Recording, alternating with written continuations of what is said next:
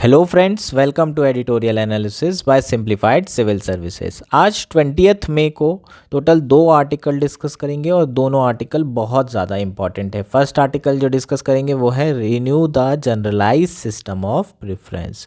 GSP क्या है, इसके क्या बेनिफिट मिलेंगे इंडिया को, यूनाइटेड स्टेट्स को, और क्या क्या चैलेंजेस हैं इसको रिन्यू करने में, ये सारे एस्पेक्ट कवर किए जाएंगे। बहुत इंपॉर्टेंट ये आर्टिकल है, प्री के पर्सपेक्टिव से भी और मेंस के पर्सपेक्टिव से भी।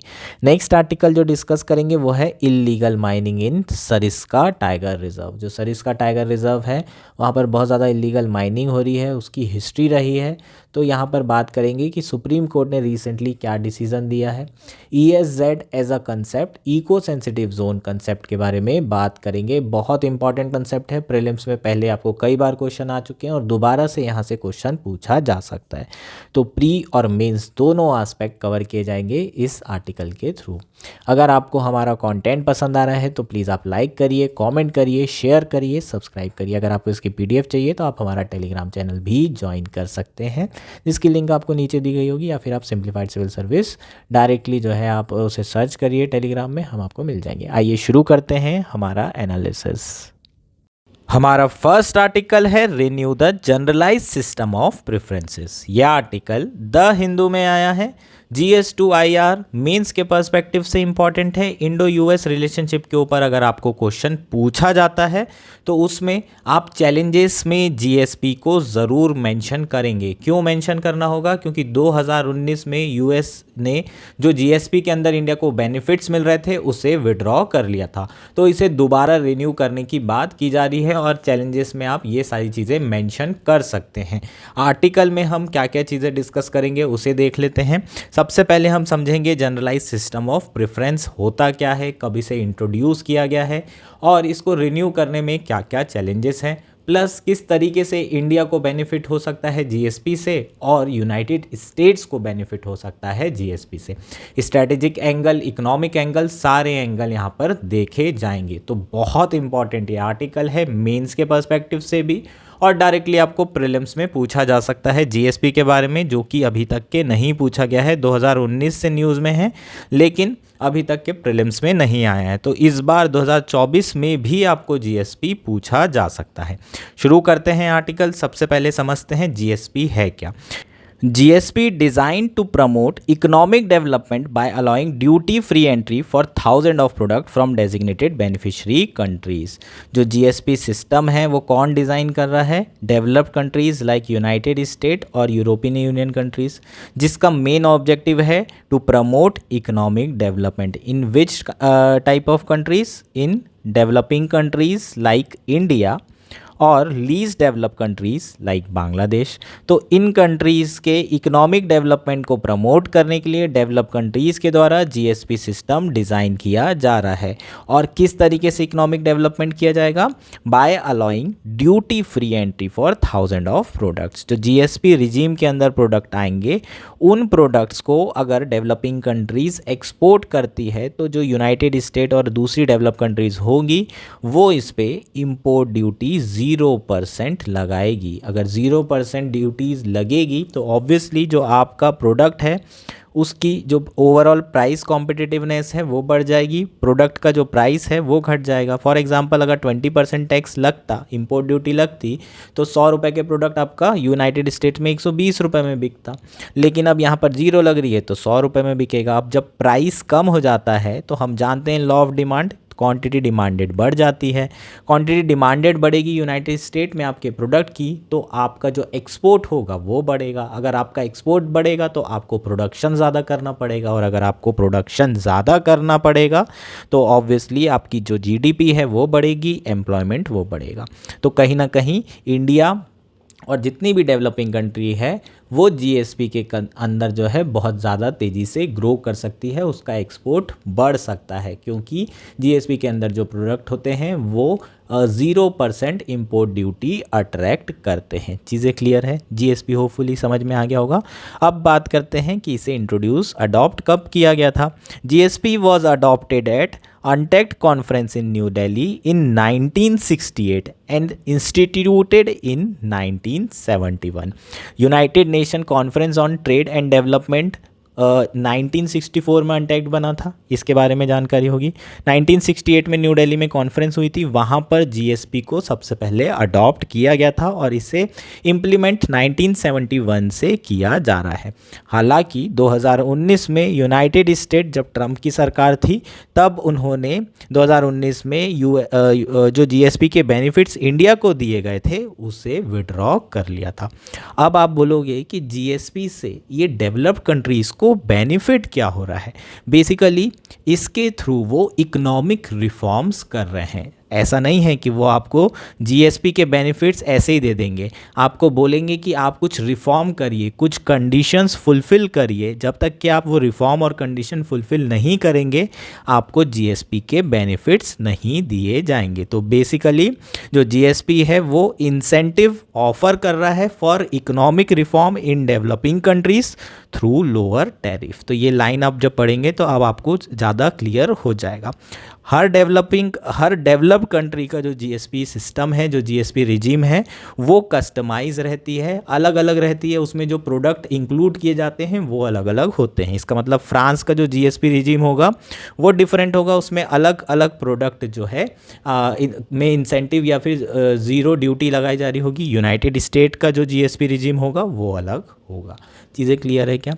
तो जो जीएसपी है सबके अलग अलग होते हैं सारी डेवलप्ड कंट्रीज़ के, और इसमें जो एलिजिबल क्वालिफिकेशन क्राइटेरिया होता है वो भी अलग अलग होता है। इसका मतलब फ्रांस हो सकता है इंडिया से चाहे कि वो पर्टिकुलर कंडीशन को फुलफ़िल करेगा तब उसे जीएसपी के बेनिफिट्स मिलेंगे, यूनाइटेड स्टेट्स कोई दूसरी कंडीशन लगा सकता है। अब क्या क्या कंडीशन ये डेवलप्ड कंट्रीज़ लगाते हैं वो देख लेते हैं। ये बेसिकली जो कंडीशंस लगाते हैं वो किस तरह की होती है। Protection from internationally accepted labour rights, restriction on child labor, enforcement of environmental laws and provision on good regulatory practices and other areas relevant to ease of doing business। जो भी प्रोडक्ट इंडिया एक्सपोर्ट करेगा GSP के अंदर उन सारे product का को ये सारी रिक्वायरमेंट कंडीशन फुलफ़िल करनी है। जैसे कि जो भी इंडस्ट्री इस प्रोडक्ट को बना रही है उस इंडस्ट्री में चाइल्ड लेबर नहीं होने चाहिए।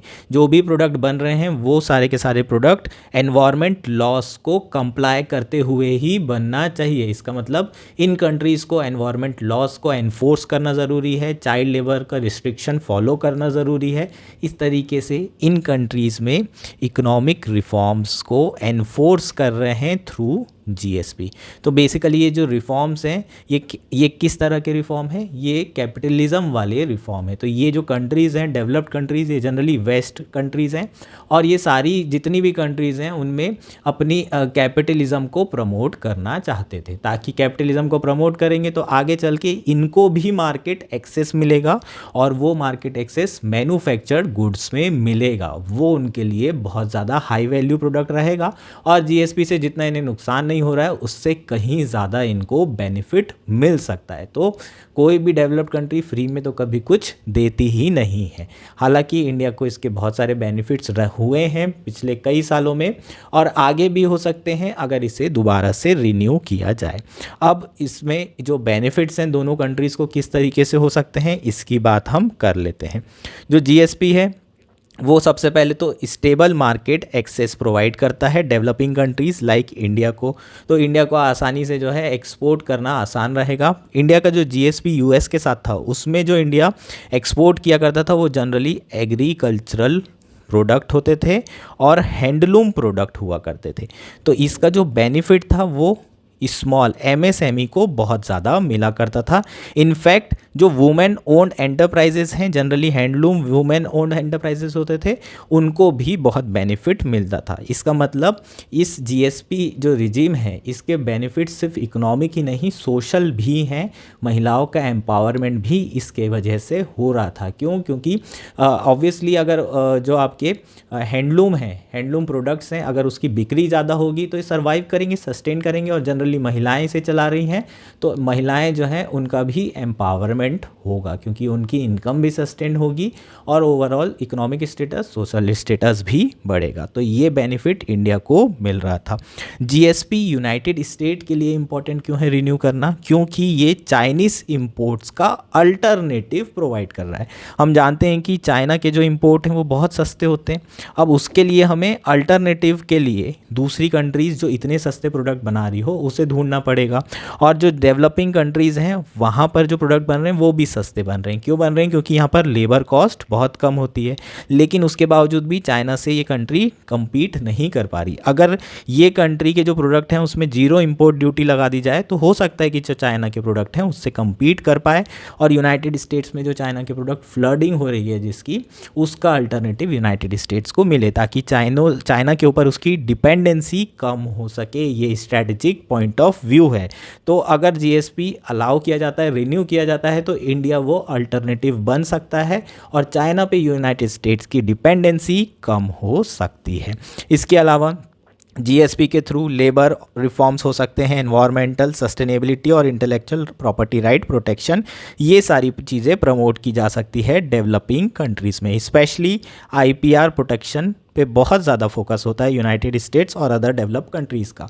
तो इन प्रोडक्ट्स में है ना, बोल सकता है कि हम इसका एक्सेस आपको 0% में तभी देंगे यूनाइटेड स्टेट जब आईपीआर प्रोटेक्शन आपका अच्छा रहेगा, आपके प्रॉपर लॉ रहेंगे और उसे आप प्रॉपरली एनफोर्स करेंगे, या फिर आपके लॉज में कुछ इशू है तो आप उस लॉज को जब तक चेंज नहीं करेंगे तब तक कि हम आपको जीएसपी का बेनिफिट नहीं देंगे। तो इस तरीके से जो डेवलपिंग कंट्रीज़ है वहाँ पर रिफॉर्म्स भी किए जा सकते हैं। ये कुछ बेनिफिट रहेंगे।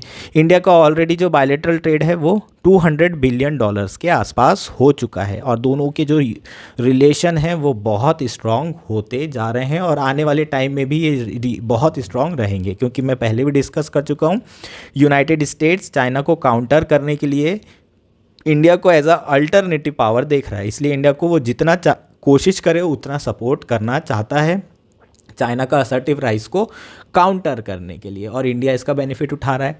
इंडिया का अगर ट्रेड देखेंगे, बायलैटरल ट्रेड, तो इंडिया इस $200 बिलियन में सरप्लस में है। 100 से ऊपर इंडिया का सरप्लस है। लेकिन अगर इंडिया को अपनी स्ट्रेटेजिक रिलेशनशिप को और इवन फर्दर बढ़ाना है तो इस ट्रेड को बढ़ा करके $500 बिलियन तक पहुंचाना होगा, और उसमें जीएसपी एक बहुत बड़ा रोल अदा कर सकता है।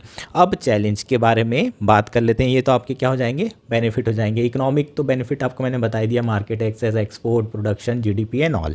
ठीक, अब प्रॉब्लम क्या है? जो जीएसपी है वो उसको हर कुछ सालों में रिन्यू करना होता है, और जो रिन्यू किया जाता है वो लेजिस्लेशन के थ्रू ही किया जाता है। जो रिसेंट जीएसपी था वो 2020 में एक्सपायर्ड हो गया था, और उसके बाद इसे रिन्यू करना था, तो इसे रिन्यू नहीं किया गया है अभी तक यूनाइटेड स्टेट्स की पार्लियामेंट के द्वारा। बोला ज़रूर जाता है सारे पार्लियामेंटेरियन से कि हाँ इसे हम रिन्यू करना चाहते हैं, और एक सभी में कंसेंसस है कि इसे रिन्यू किया जाना चाहिए, लेकिन उसके बावजूद भी चूँकि डोमेस्टिक जो इंडस्ट्री है उसको नुकसान हो सकता है, क्योंकि आप क्या कर रहे हैं? फ्री में एक्सेस प्रोवाइड कर रहे हैं, फ्री इंपोर्ट ड्यूटी आ रही है, तो जो डोमेस्टिक इंडस्ट्री है उनको नुकसान हो सकता है क्योंकि वो सर्वाइव ना करे। तो ऐसे में डोमेस्टिक इंडस्ट्री से थोड़ा प्रेशर होता है, इसलिए जो पार्लियामेंटेरियंस हैं वो जीएसपी को दोबारा से, है ना, जो नया प्रोग्राम है उसे दोबारा रिन्यू नहीं कर रहे हैं। तो ये एक बहुत बड़ा चैलेंज है। एक और बहुत बड़ा चैलेंज है कि इंडिया और यूनाइटेड स्टेट्स के बीच में एफटीए साइन नहीं हो सकता, क्योंकि यूएस ने बोल दिया है कि वो अभी किसी के भी साथ एफटीए साइन नहीं करेगा। तो एफटीए साइन हो नहीं रहा है, जीएसपी रिन्यू हो नहीं रही है, तो दोनों के बीच में जो आपके रिलेशन है, स्ट्रेटेजिक रिलेशन, वो और स्ट्रांग नहीं हो पा रहे हैं, क्योंकि बायलैटरल ट्रेड $200 बिलियन आसपास है। जो टारगेट किया हमने 500 बिलियन वो हो नहीं पा रहा है। तो कहीं ना कहीं जब एफटीए नहीं हो पाएगा तो अल्टीमेटली हमको जीएसपी से ही काम चलाना पड़ेगा। फर्स्ट स्टेप तो आपकी जीएसपी ही रहेगी, इसलिए जीएसपी को रिन्यू करना बहुत ज़्यादा ज़रूरी है। और इसके साथ साथ जो पार्लियामेंटेरियंस हैं उन्हें ये भी इंश्योर करना होगा कि डोमेस्टिक इंडस्ट्री को नुकसान ना हो। इनफैक्ट अगर हम बात करें तो डोमेस्टिक इंडस्ट्रीज़ को बहुत फ़ायदा होता है। वहाँ पर जो स्मॉल एंड मीडियम एंटरप्राइजेस हैं वो इन सस्ते इंपोर्ट्स को वैल्यू प्रोवाइड करके बेच सकते हैं, तो उनको जो इंपोर्ट्स हैं स्मॉल और मीडियम मैन्युफैक्चर, उनको बहुत ज़्यादा बेनिफिट होता है। इनफैक्ट कंज्यूमर को भी बेनिफिट होता है, क्योंकि उन्हें सस्ते में प्रोडक्ट मिल रहे होते हैं, एग्रीकल्चर प्रोडक्ट ईजिली एक्सेसिबल होते हैं। तो ये सारी चीज़ें भी वहाँ के पार्लियामेंटेरियंस को, वहाँ की जनता को, वहाँ की डोमेस्टिक इंडस्ट्री को समझाना होगा, तभी ये सारी चीज़ें दोबारा रिन्यू हो सकती है। होपफुली ये सारा आर्टिकल आपको क्लियर हो गया होगा। लास्ट में यहाँ पर कंक्लूजन दिया है कि इंडिया और यूनाइटेड स्टेट की जो स्ट्रेटेजिक पार्टनरशिप है, अगर उसे ग्रो करना है तो जीएसपी एक सॉल्यूशन की तरह देखा जा सकता है। कंप्लीट सॉल्यूशन तो नहीं होगा, उसके लिए तो यूएस और इंडिया को एफटीए साइन करना ही हो पड़ेगा, लेकिन अभी उसमें क्योंकि समय है, तब तक के जीएसपी एक अल्टरनेटिव सॉल्यूशन की तरह देखा जा सकता है। होपफुली आपको ये पूरा आर्टिकल क्लियर हो गया होगा, जीएसपी एज अ कंसेप्ट आपको समझ में आ गया होगा। हमारा नेक्स्ट आर्टिकल है इलीगल माइनिंग इन सरिस्का। ये आर्टिकल इंडियन एक्सप्रेस में आया है। GS3 एनवायरनमेंट मेंस के पर्सपेक्टिव से बहुत इम्पॉर्टेंट ये आर्टिकल है। इस आर्टिकल में हम सरिस्का टाइगर रिजर्व में जो हिस्टोरिकली इलीगल माइनिंग हो रही है उसके बारे में बात करेंगे। कई टाइम से यहाँ पर इस पर्टिकुलर टाइगर रिजर्व के अराउंड बहुत ज़्यादा इलीगल माइनिंग हो रही है, और उसको रोकने के लिए सुप्रीम कोर्ट के एफर्ट्स के बारे में बात करेंगे। फर्स्ट टाइम जो है सुप्रीम कोर्ट ने इंटरवीन किया था 1991 में, और रिसेंटली 2023 में भी अभी सुप्रीम कोर्ट की वर्डिक्ट आई है, जिसके अंदर उन्होंने यहाँ पर जो माइनर्स हैं उनको इलीगल करार दिया है और यहाँ पर माइनिंग को बैन किया है। तो इस टाइमलाइन के बीच में सुप्रीम कोर्ट का रोल, इस पर चर्चा की जाएगी। ये आपको पॉलिटी में भी काम आ सकता है, GS2 में भी ये सारी चीज़ें आप किसी क्वेश्चन में मेंशन कर सकते हैं अगर ऐसी चीज़ें आपको पूछी जा रही है तो। सुप्रीम कोर्ट के ruling related to environmental protection, वहाँ पर भी इसे यूज़ किया जा सकता है, तो GS2 के पर्सपेक्टिव से भी इम्पॉर्टेंट हो जाएगा। इसके साथ साथ हम eco sensitive zone as a concept के बारे में बात करेंगे। ये चीज़ आपको प्रीलिम्स पर्सपेक्टिव से बहुत इंपॉर्टेंट है। 2024 प्री में भी आपको ESZ के ऊपर क्वेश्चन पूछा जा सकता है। तो ESZ क्या है, कौन से एक्ट के अंदर रेगुलेट होता है, क्या क्या एक्टिविटीज़ को रेगुलेट किया जा रहा है इस जोन के अराउंड, इस पे चर्चा करेंगे। और सुप्रीम कोर्ट की जो रीसेंट वर्डिक्ट है ESZ के ऊपर, वो क्या है, ये सारे एस्पेक्ट आपके लिए प्री पर्सपेक्टिव से बहुत हाईली इम्पॉर्टेंट है। अब आर्टिकल शुरू करते हैं। आर्टिकल न्यूज़ में क्यों है पहले ये देख लेते हैं। रिसेंटली सुप्रीम कोर्ट ने राजस्थान गवर्नमेंट को ऑर्डर किया है कि critical tiger habitat of Sariska tiger reserve के अराउंड पेरीफेरी का जो 1 किलोमीटर एरिया है उसमें 68 माइनर्स इलीगल माइनिंग कर रहे हैं, और इस इलीगल माइनिंग होने के कारण इन 68 माइनर्स को बैन किया जाना चाहिए। ये ऑर्डर सुप्रीम कोर्ट ने दिया है राजस्थान गवर्नमेंट को। यहाँ पर हम किसकी बात कर रहे हैं, सरिस्का टाइगर रिजर्व के जो क्रिटिकल टाइगर हैबिटेट एरिया है उसकी बात की जा रही है। यहाँ पर इलीगल माइनिंग हो रही है। किन किन मिनरल्स की इलीगल माइनिंग होती है इस पर्टिकुलर एरिया में, डोलोमाइट, लाइमस्टोन और मार्बल। तो आपको ऐसे करके एक्स भी पूछा जा सकता है क्वेश्चन में कि बताइए फाइंड एक्स, कौन से टाइगर रिजर्व की हम बात कर रहे हैं। यहाँ बोलेगा कि ये हिस्टोरिकली इलीगल माइनिंग एरिया है, यहाँ पर कौन कौन सी माइनिंग होती है, डोलोमाइट, लाइमस्टोन और मार्बल की माइनिंग होती है। और सुप्रीम कोर्ट ने रिसेंटली यहाँ पर 68 माइनर्स को बैन करने के ऑर्डर दिए हैं राजस्थान गवर्नमेंट को। तो बताइए किसकी बात की जा रही है। इस तरह से आपको क्वेश्चन फ्रेम किया जा सकता है यूपीएससी प्रीलिम्स में। वाइल्ड लाइफ प्रोटेक्शन एक्ट 1972 और एनवायरनमेंट प्रोटेक्शन एक्ट 1986 दोनों एक्ट के अंदर प्रोहिबिट किया गया है माइनिंग और quarrying around a tiger reserve. उसके बावजूद भी ये माइनिंग इलीगल तरीके से यहाँ पर कई समय से हो रही है। अब टाइमलाइन की बात करते हैं कि सुप्रीम कोर्ट ने 1990 से क्या क्या किया है। 1991 में पहली बार एक लोकल एनजीओ ने PIL फाइल की थी, और एक इंतरिम ऑर्डर जो है सुप्रीम कोर्ट ने निकाला था, जिसके अंदर उन्होंने कहा था कि जितनी भी इलीगल माइनिंग हो रही है उसको बैन लगाया जाना चाहिए गवर्नमेंट के द्वारा। और उसके साथ साथ उन्होंने एक फैक्ट फाइंडिंग कमेटी को भी सेटअप किया था under the chairmanship of justice ML Jain, a retired जज ऑफ हाई कोर्ट। जो कमेटी थी उन्होंने 1992 में अपनी रिपोर्ट दी और बताया कि जो एरिया है सरिस्का टाइगर रिजर्व का वो लगभग 800 स्क्वायर किलोमीटर का प्रोटेक्टेड एरिया है और सुप्रीम कोर्ट ने ऑर्डर किया था कि इस एरिया के अंदर लगभग 262 माइनर्स हैं जो कि माइनिंग कर रहे हैं। इन 262 माइनर्स को बैन किया जाना चाहिए। तो पहली बार जो है 1993 में सुप्रीम कोर्ट ने इस तरीके के बैनिंग ऑर्डर्स दिए थे। 10 ईयर्स के बाद में जो सुप्रीम कोर्ट है उन्होंने सेंट्रल एम्पावर्ड कमेटी कॉन्स्टिट्यूट की थी जिसने सुप्रीम कोर्ट को रिपोर्ट जमा की थी on mining around the Jamuna Ramgarh sanctuary which is a part of Sariska tiger reserve. तो जमुना रामगढ़ सेंचुरी भी आपके लिए इंपॉर्टेंट हो जाता है, राजस्थान में ही है, सरिस्का टाइगर रिजर्व का पार्ट है। प्रीलिम्स पर्सपेक्टिव से ये भी इंपॉर्टेंट है। और इसके अराउंड जो माइनिंग हो रही थी उससे related report central empowered committee ने सुप्रीम कोर्ट में जमा की थी। सुप्रीम कोर्ट ने 2005 में फॉरेस्ट एरियाज़ के अंदर जो टेम्पररी माइनिंग परमिट्स हैं उससे रिलेटेड रूल्स को लेट डाउन किए थे और 2006 के अंदर एक इंतरिम ऑर्डर निकाला था related to Jamuna Ramgarh sanctuary. Interim order क्या था उस पर बात कर लेते हैं। कहा था कि मान लीजिए ये आपका जमुना रामगढ़ सेंचुरी है, उससे 1 किलोमीटर तक का जो एरिया है बाहर का, है ना, उस एरिया में किसी भी तरह की माइनिंग नहीं की जाएगी। लेकिन जो राजस्थान की सरकार है उन्होंने इस 1 किलोमीटर एरिया को चेंज करके 100 मीटर का एरिया इसे कर दिया और इसका मतलब 900 मीटर का एरिया ऐसा था जो कि जहां पर माइनिंग ऑपरेशंस दोबारा से शुरू हो गए। 2013 में सरिस्का टाइगर रिजर्व के अराउंड जो है राजस्थान गवर्नमेंट ने नोटिफाई किया कि यहाँ पर इको सेंसिटिव जोन जो है सिर्फ कितने मीटर का होगा, 100 मीटर का होगा। इसका मतलब जो इको सेंसिटिव जोन डिक्लेयर किया राजस्थान के द्वारा 2013 में वो केवल कितने मीटर का था, 100 मीटर का था।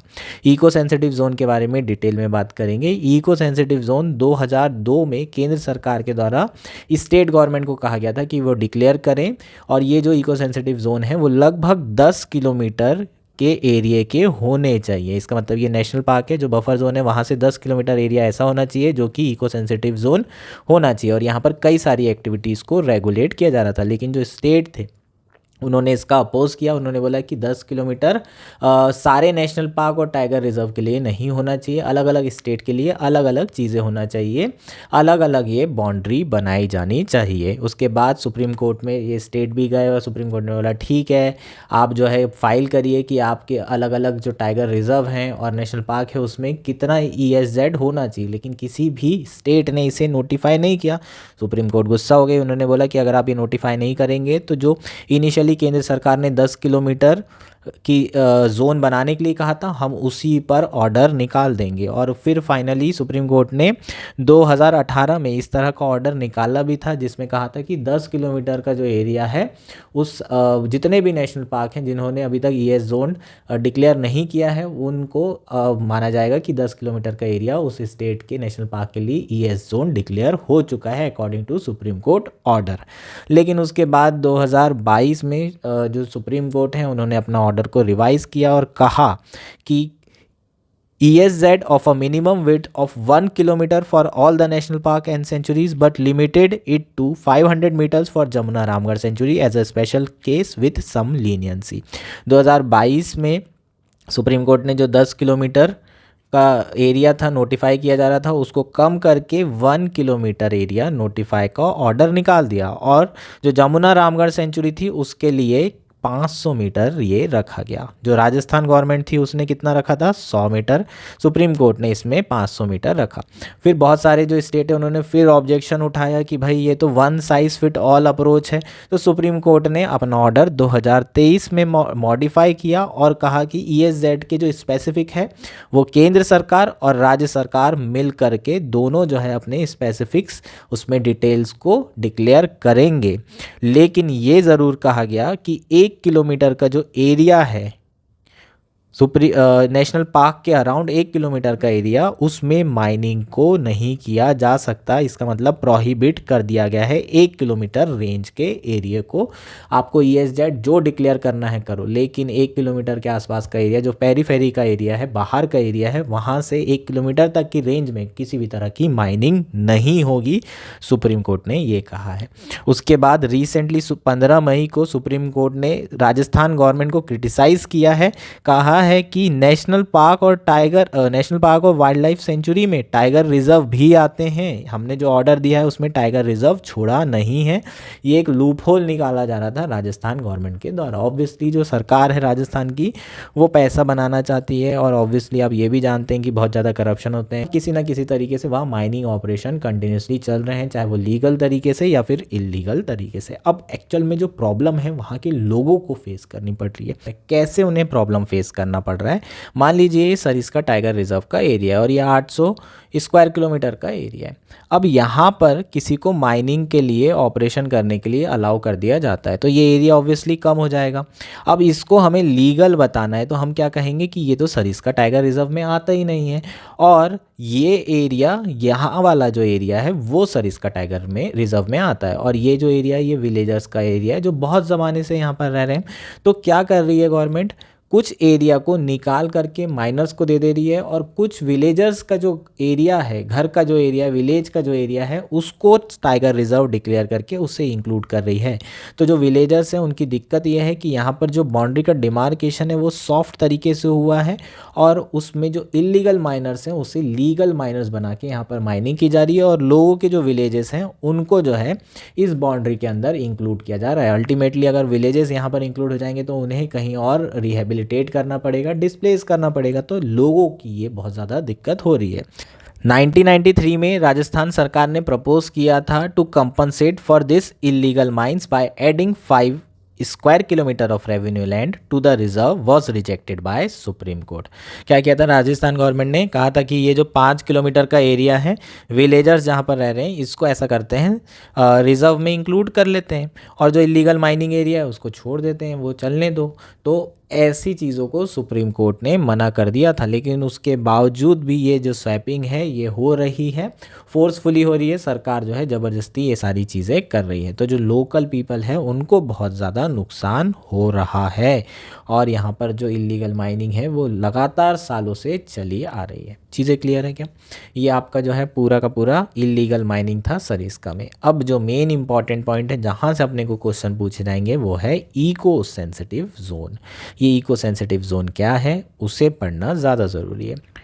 National Wildlife Action Plan stipulated that state government should declare land falling within the 10 kilometer of the boundaries of the national park and wildlife sanctuary as a eco-fragile zone or eco-sensitive zone under Environmental Protection Act 1986। तो 1986 का जो environmental protection act है उसके अंदर eco sensitive zone declare किए जा रहे हैं। ये चीज़ें आपको प्रीलिम्स में ऑलरेडी पूछी जा चुकी हैं। अब जो national wild life action plan था 2002 से 16 के बीच में, उसके अंदर ये रिक्वायरमेंट थी कि जो स्टेट गवर्नमेंट है वो नेशनल पार्क के अराउंड की जो बाउंड्रीज़ है उसमें जो 10 किलोमीटर का एरिया है उसे इको सेंसिटिव जोन क्या करेंगे? डिक्लेयर करेंगे। ठीक, ये आपका नेशनल पार्क है, उसके आसपास की 10 किलोमीटर एरिया को इको सेंसिटिव जोन डिक्लेयर करने के लिए कहा जा रहा है। तो डिक्लेयर कौन करेगा? स्टेट गवर्नमेंट डिक्लेयर करेगी। कह कौन रहा है? सेंट्रल गवर्नमेंट कह रही है स्टेट गवर्नमेंट को कि आप 10 किलोमीटर बाउंड्री को क्या करें, जो है इको सेंसिटिव जोन डिक्लेयर करें। ये जो 10 किलोमीटर रूल है ये जनरल रूल है। Area beyond 10 kilometre can also be notified by union government as eco sensitive zone.